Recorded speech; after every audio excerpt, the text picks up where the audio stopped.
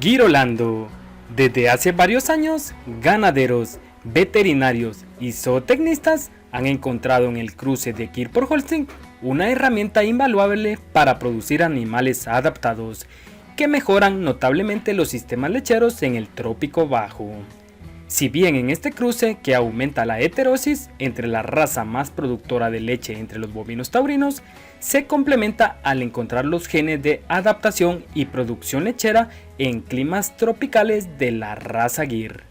Se ha logrado aumentar la superioridad en promedios productivos, donde las razas progenitoras puras no podrían sobresalir o subsistir.